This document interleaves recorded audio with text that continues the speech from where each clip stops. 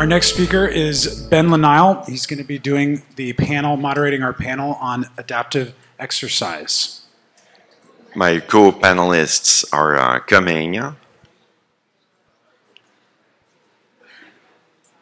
wonderful Chris Cagg and Kathleen and Chris Foxland from my hometown of San Francisco. Wonderful.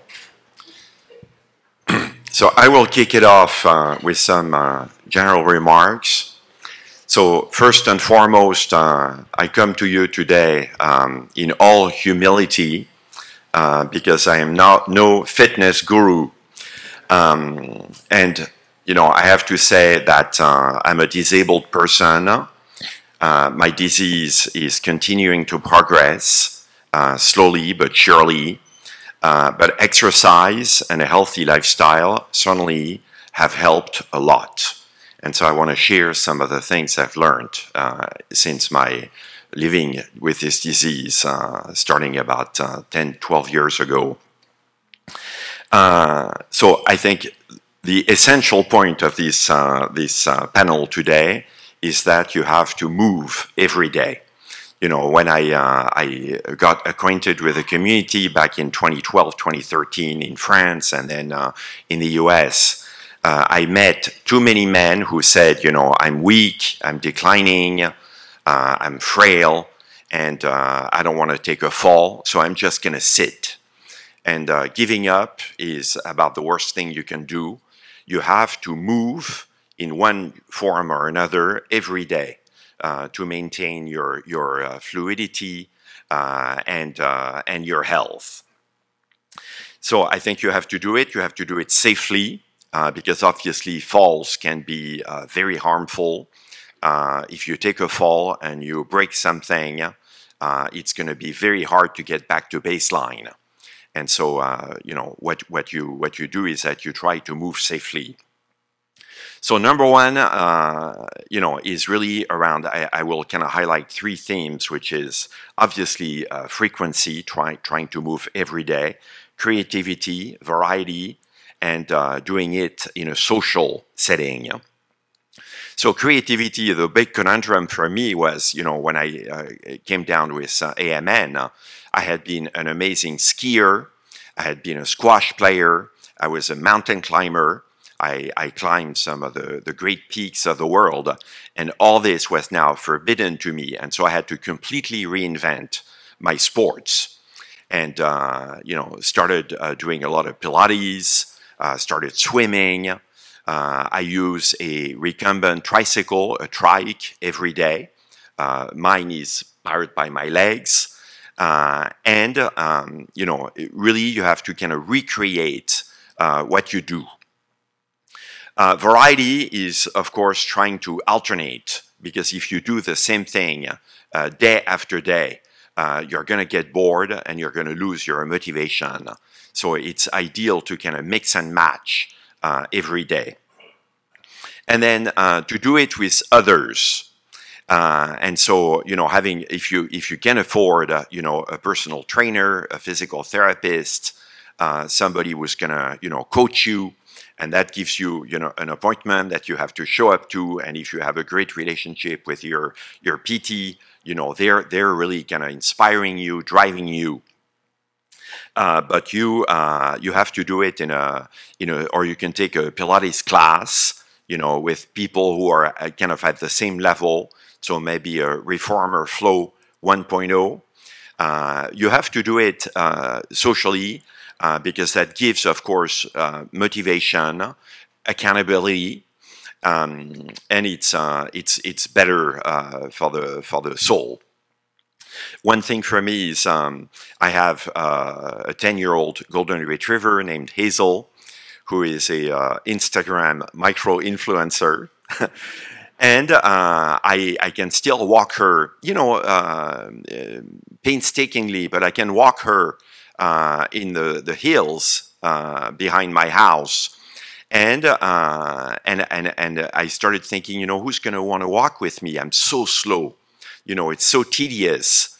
But then my wife said, you know, find people who also have a dog that's either very small or very elderly. And sure enough, now I have a buddy who has a dachshund with dementia. And so we're ideally matched, you know. And we walk for 2 miles and have a great time. And I think, you know, also you have no excuses. Even if the weather is bad and you don't want to drive somewhere, you can do a lot of things at home. Stretching, using the foam roller, which is an amazing device to, you know, stretch yourself, open yourself up, build core strength, flexibility, and alleviate pain in the end. Obviously, exercise, you know, is part of a healthy life. So having a good diet, knowing how to manage stress. I mean, stress is part of life, particularly in this day and age. And so stress will always be here, but the way you mindfully manage stress, which can, you know, get very toxic if you don't do that, and having good sleep. So really focusing on a wind-down routine and getting good restorative sleep. I'm always on the lookout for assistive devices and adaptive sports. So some of you know, I've looked for something to help, either, you know, AFOs or exoskeletons. I'm currently using a device from a startup company called Psionic, which is basically a neural sleeve. So it's a piece of fabric you put on your leg that has 24 electrodes that do functional electrical stimulation. It's not a miracle. So I'm not, you know, like Lazarus, you know, kind of being raised from the dead. But, you know, it does help incrementally. It helps to remedy foot drop and gives me more hip flexion and kind of an overall better stride and more balance. But I'm always interested, you know, in what people are using, what people are finding benefit from. Adaptive sports. So I currently do boxing and dancing. And, you know, these are amazing because, you know, dancing, you turn on the music and you have a sense of flow. And I can't even explain it. But, you know, it's sort of kind of a slow ballroom or salsa dancing. And it works. And it's very taxing on the brain, you know, remembering where to put my feet.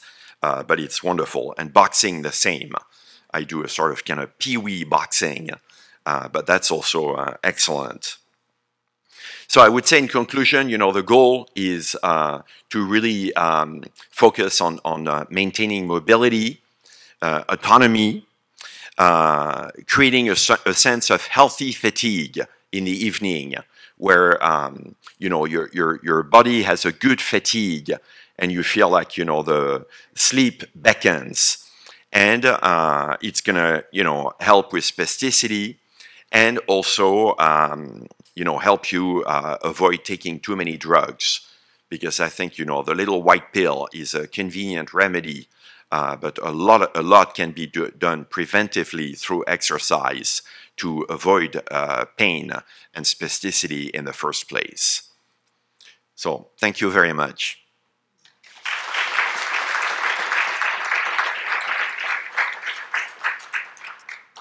Okay, who wants to go next? Hello, everybody. Well, I love hearing Ben talk. Unfortunately, I don't have a sexy accent like he does, so hopefully you guys will still pay attention to me. So my name is Chris Kegg, and it's great to see some familiar faces that I haven't seen in a while, so looking forward to seeing everybody after I'm done talking. So I love all the stuff that Ben's talking about, because this is exactly the things that I've been thinking about for years, and hopefully I can put some perspective today to try different things. And please, you know, I also want to make sure that I start off by saying I would love to be a resource for anybody in the ALD community. If there's any questions or if there's anything you can ask me about that has worked for me and worked for some of the people that I've worked with, I definitely want to make sure I provide that.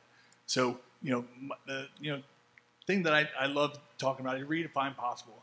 You know, right now is the best time to be disabled. You know, I got AMN back in '97, so I've had it for a little while. And, you know, over the years, you know, I've had to kind of figure things out because there's obviously no handbook that anybody gives you and say, this is how you got to be. But you know what? I'm the happiest guy, and I am the most active that I've ever been. I was a U.S. Marine, and, you know, being 21 years old, I sort of had to figure things out on my own. And, you know, my progression went pretty fast. Went from a cane, 2 canes. Within 5 years, I was in a chair. But, you know, the thing with me is that I really don't make excuses. I don't sit around and you know, wallow in my sorrows, because you know what? There's really no benefit to that. There's no reason to be depressed. There's no reason to be upset, because it's really not going to accomplish much of anything. So the best thing you have to do is improvise, adapt, overcome. You know, we all have challenges to face. You know, you just have to figure out a different way to do things. So improvise, adapt, implement that change into your daily life. And then third one is overcome. You know, just move on with no excuses. You know, one of my taglines for my foundation is no excuses, just move. And it's pretty simple, because you know what? Excuses are not going to accomplish anything. You know, and it's going to affect you mentally. It's going to affect the people around you. I thrive on the fact of getting out in front of 500 people or being around people and just putting a smile on my face. So, you know, getting yourself, you know, involved with so many different people is definitely going to help lift you up and make sure that you have that focus. You know, there's a quote from Nitsky: "He who can find his why can overcome any how." And that's exactly what I've done. You know, I have my foundation, the I Am Able Foundation. If anybody knows about I Am Able, if you don't, check us out, IamAbleFoundation.org. You know, we provide adaptive equipment grants. I do training sessions with kids with autism, Down syndrome, cerebral palsy, you know, a range of different disabilities and different cognitive or physical challenges. That is my why.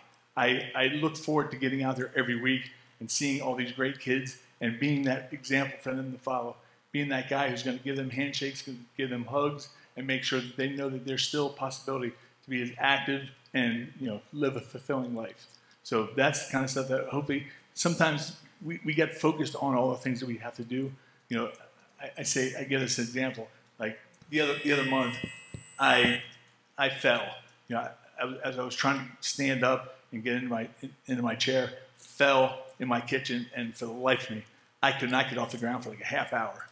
But you know what? I have, you know, a bunch of people waiting for me at 7 o'clock that need Chris Kegg, that guy who's going to come in and smile. So once I finally got myself up and got myself acclimated, got out there, and as soon as I walked in the door, that switch was flipped. I was smiling. I was like talking to everybody, and those are the things. If you can find something to kind of redirect your attention and redirect your energy, it's going to be amazing how much of a benefit it's going to be for you.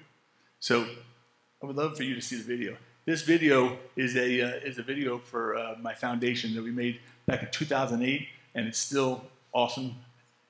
Hopefully everybody gets a little choked up, because I get choked up every single time. But this is a great example. Right now is the best time to be disabled. So many, you know, ways to be active. And again, please reach out to me. I would love to you know, showcase anything that we can help you out with. And like the people in this video, people with amputations, paralyzed. There's all kinds of range of different challenges that people face. But the equipment that's out there, the ability to get out and be active is definitely available. So please research it and reach out to me. I would love to help you out.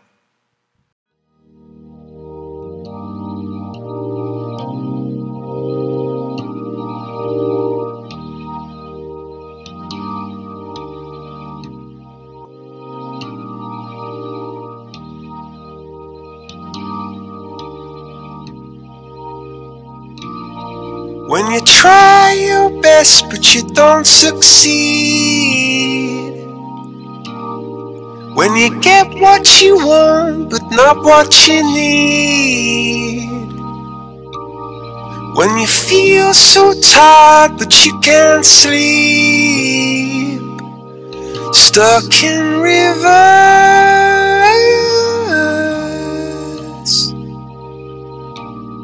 and the tears come streaming down your face. When you lose something you can't replace. When you love someone but it goes to waste. Could it be worse?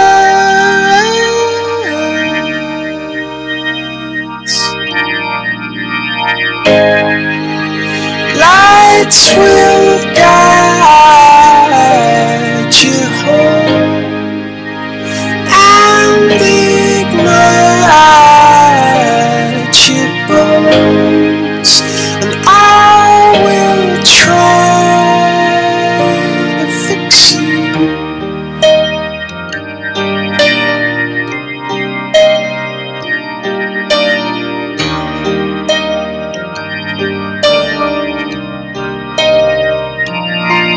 And high up above or down below,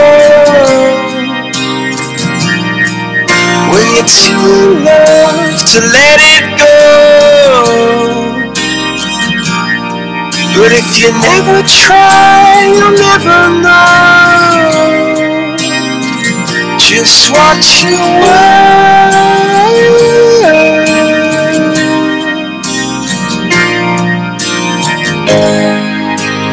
Lights will guide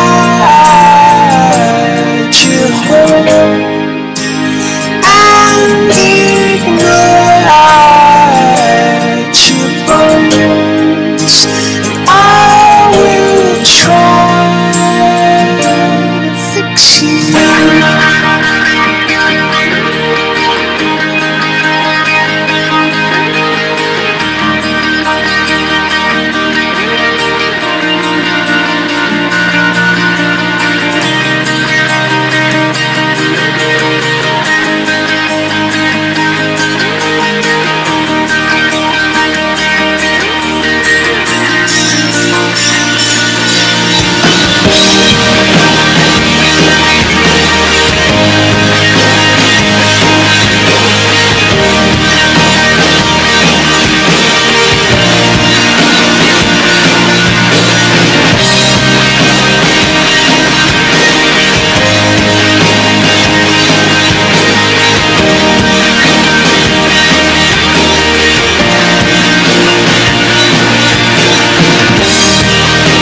See a stream down your face when you lose something you cannot replace.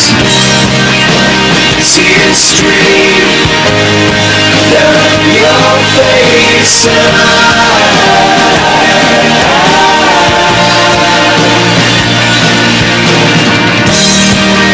and see a stream down your face.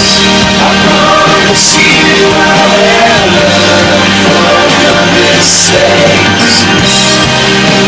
See a stream down your face, and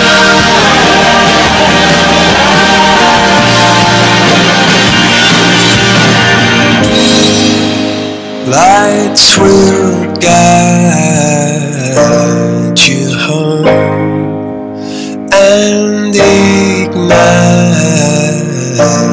your bones, and I will try to fix you.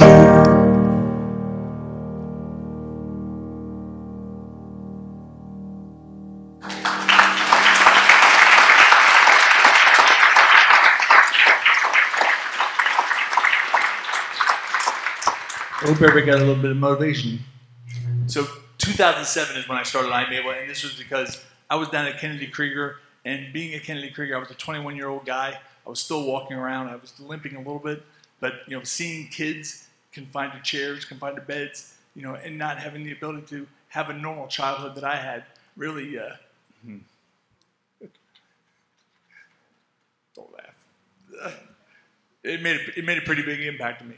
But at the time, I had already started the hand cycle, because I used to mountain bike and I used to do all kinds of other stuff. And then it got to the point where I couldn't turn my legs in a circular motion anymore. So I didn't ride a bike for probably about a year and a half. And then finally I found hand cycles. And hand cycle, the first one I got was $3,000. So unfortunately, being disabled sucks. It's not cheap. And this is, a lot of kids, parents who have kids with disabilities, they don't have resources to be able to go out and buy their kid a $1,500, $1,900 bike.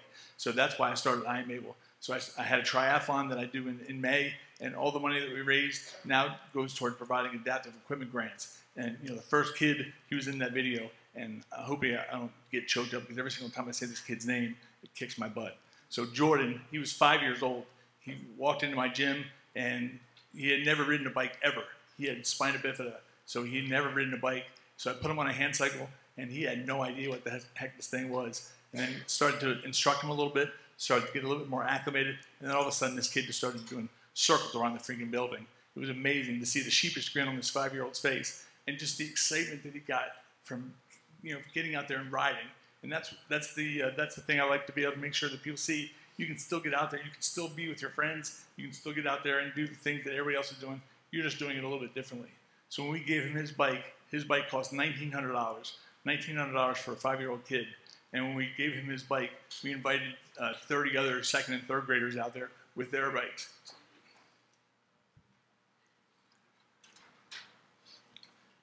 Just punch me in the side, please. So again, the benefits of being active is not only physically, it's psychologically. I'm out mountain biking 2-3 times a week, and my mountain bike, I go out with my friends, we go out for 10, 15, 20 miles. It's amazing to have the opportunity to get out there and still be in the same level playing field with everybody else. So, please, hopefully everybody can get out there and try some different things. And please don't hesitate to reach out to I Am Able Foundation and Chris Kegg, because I would love to answer any questions I can. Thank you guys so much. I really appreciate it.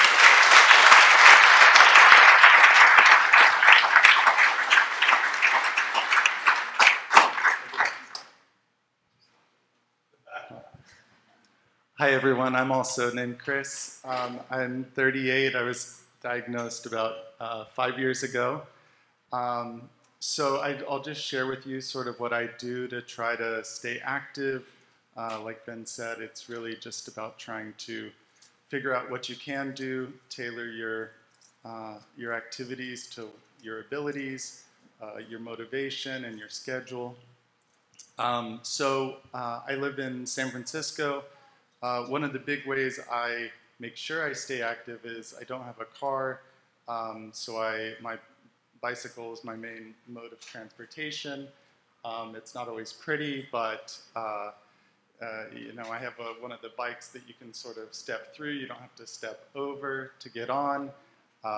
Definitely mounting and dismounting can be a challenge, takes some practice, but I've got to get to work every day, so I get on my bike, get to work, and I do find that it's, as we know, we're probably the stiffest in the morning, and the morning ride, it's mostly downhill, does like wake up my legs, gets me going, and really gets me ready for the day. On the way back, usually at the end of the day, I'm a bit exhausted, and I do have the ability to put my bike on the front of a bus and take the bus up the hill with the bike on the front. So that's just one of the adaptations. I also try to get to the gym frequently. My goal is 3 times a week. Doesn't always happen. Sometimes it's once, maybe twice. 3 is a great week. And so when I'm there, I found some things that work for me. I love the rowing machine for cardio because I just find with the muscle issues, it's really hard to get, sometimes it's hard to get your heart rate up high enough because your muscles give out before your heart even really gets working. So the rowing machines, the way I can actually get my heart rate up, get some cardio work in. Not a lot. I mean, we're talking a few minutes and I'm kind of heaving for breath.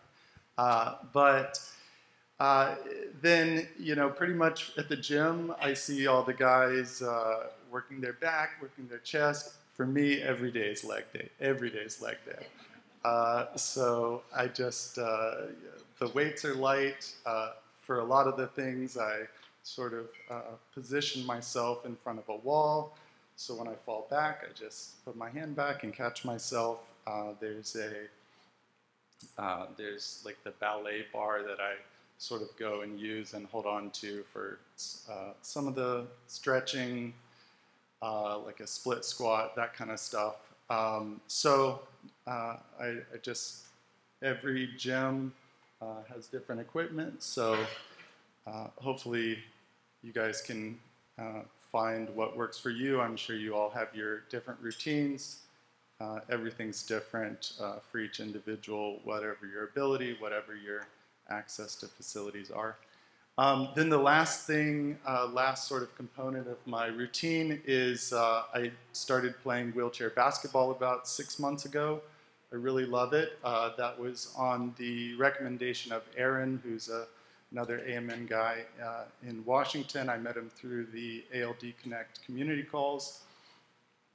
So he really suggested it and was speaking very, very highly of it. Initially, I was a bit reluctant. I did Google it. I saw there was an organization in my area, and but you know, wheelchair. You know, I'm really trying to stay out of a wheelchair as long as possible. Trying not to, you know, that was definitely a hesitation. Not something I really wanted to embrace. But I went out one day. I told them, "Hey, I'm just here to watch. Just want to see what you guys are doing. Curious about it. Maybe sometime in the future might participate." And they said, "Nope, nope. We got an extra chair for you. Get your butt in the chair." And I did, and it was, of course, so much fun. As Ben kind of mentioned, it can be a bit isolating when your limitations fall far below a lot of your colleagues and peers. You're sort of either self-select or really aren't able to participate in a lot of the group, many group activities. So it was really, I didn't realize until I started doing it, what I had lost as far as being able to play a team sport without just constantly thinking about my limitations.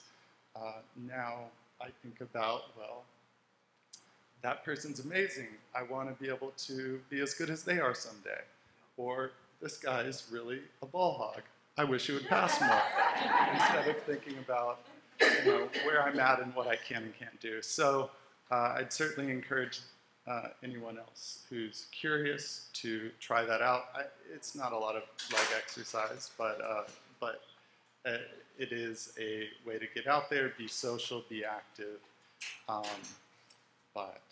So yeah, that's where I'm at, and of course, everyone is going to find what works for them, what's available to them. So that's just how I do it. That's my approach.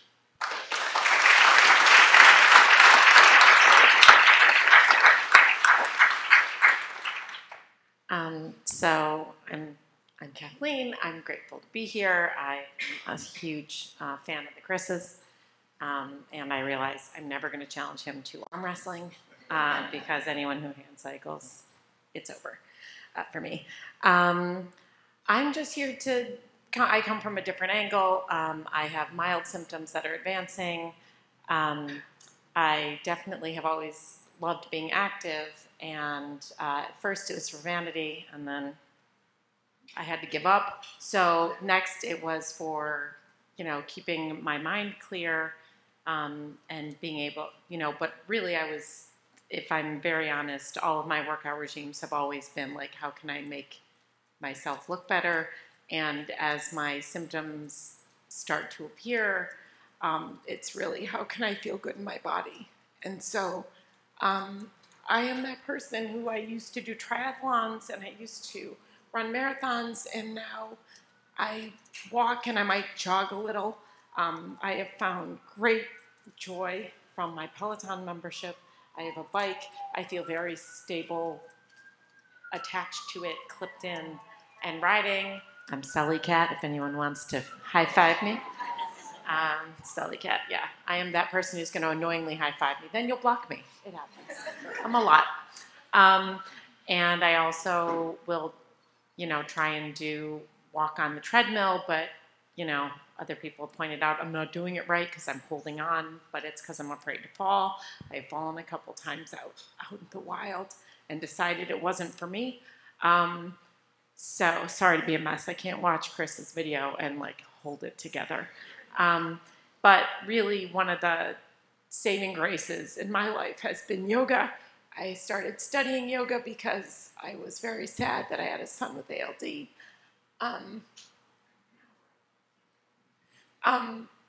And it was a great way to show off and learn some acrobatic party tricks that I could show. I'd come home and show my kids, and they'd be like, "You mean like this?" And I'd be like, "Oh, that took me 6 months. That's awesome."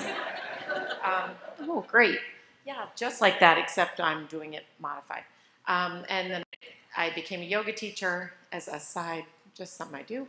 And the great joy of my yoga is teaching senior and adaptive yoga, which is my specialty. I still like to be in a headstand in a supportive way, but I love teaching seniors and people coming back from injuries or people with changing abilities, mostly because it's an opportunity to stay grounded. It's an opportunity to stretch, which is so important. And so that's my big plug for everyone is stretch, stretch, stretch. And also to gain strength and kind of composure.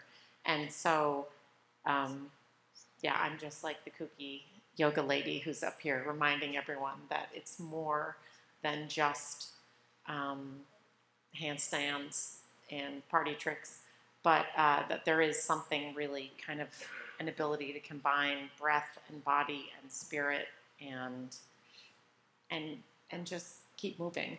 Because I'm at a stage where I work out every single day. I like to brag that I have a 98-week Peloton streak that is every day except for 2 or 3 in that time because I have to move. I find that if I sit, I'm glad I'm being bullied by my watch constantly to stand because if I sit for too long, I feel terrible and my lower back seizes and my legs and I get up and I cannot even stand erect. So thank you, Ghost of Steve Jobs, for being a taskmaster and keeping me standing on the hour just to get credit.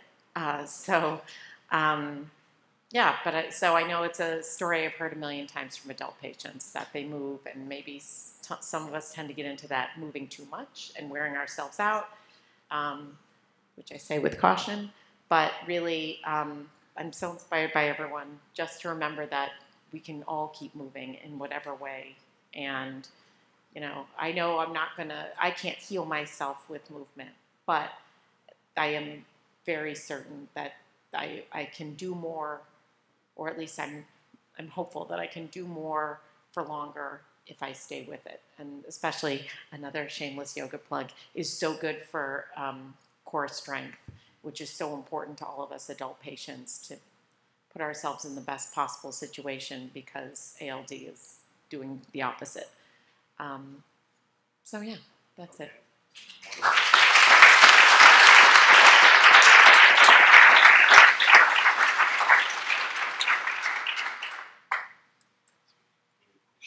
I know we're tight on time. We are tight on time, but we might have time for a few questions if that's okay, Kathleen? Yes? Okay. Any questions out there for any of our panelists? Do we have any questions online? All right. Can we get Kelly's mic on there, Dean? Still not on, Dean. Turn the mic on there, Kelly. This is a question for Chris Kegg. It is, any suggestions for motivating somebody who is not motivated?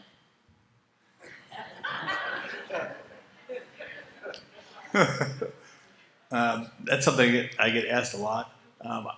You know what? I just have a tendency sometimes when I talk to people just to be as natural as possible. And you know what? Sometimes they get excited by me, but then after I leave, like they go back to their own thing. So everybody has to kind of find their way and something that excites them. So I would love to talk to whoever asked that question or whoever's interested. I would love to talk to somebody, get them in front of me, and maybe I can make a change. Perfect. Thank you. Thank you, Chris. Oh, and also, I have my cards. I will give them to anybody. You know, I owned the gym for 16 years, and it's like I got so excited when somebody came to my door, you know, that had differences. So it's like my gym, you know, provided adaptive workouts for everybody. I'm an adaptive trainer as well, so I definitely know different tricks to be able to get people moving, despite the fact that you have different limitations. So please let me know. It's in Wyomissing, Pennsylvania, right outside of Reading. Okay, we had one more question. Oh, great. Yes, ma'am. Oh, Karen. Karen. Right on.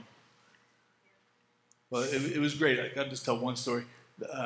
Willie lives out in Oregon. Him and his father, you know, because his father was definitely, you know, feeling the same thing. His son needed to talk to me. So they took a train the whole way from Oregon all the way to Pennsylvania. He stayed in my town for a week, and I got a chance to really, you know, showcase all the things. I got him on a bike, got him out to my classes. I put him in front of all these kids with different cognitive challenges, and those are the kind of things that put a smile on his face.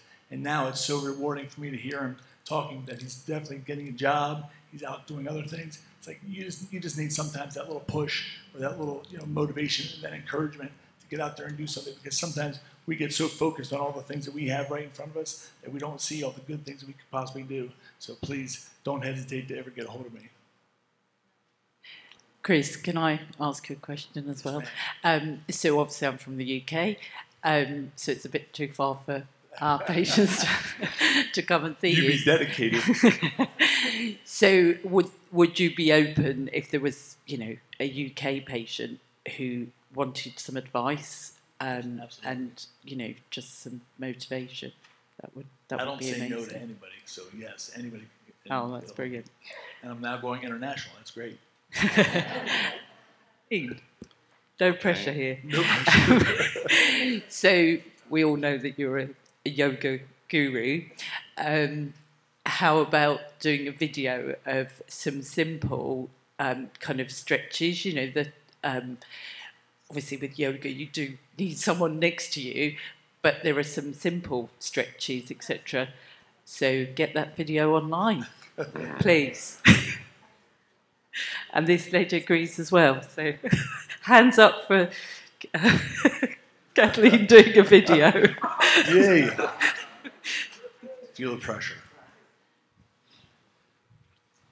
I will definitely consider that. I will organize some. I know there are a lot of existing resources, and I will give a shameless plug for chair yoga. I've had students that, you know, it's not their fault that the floor is in the wrong place, and they're doing the same class that everyone is doing in their chair. When we're on the ground, we put another chair under their legs, and they are on the ground.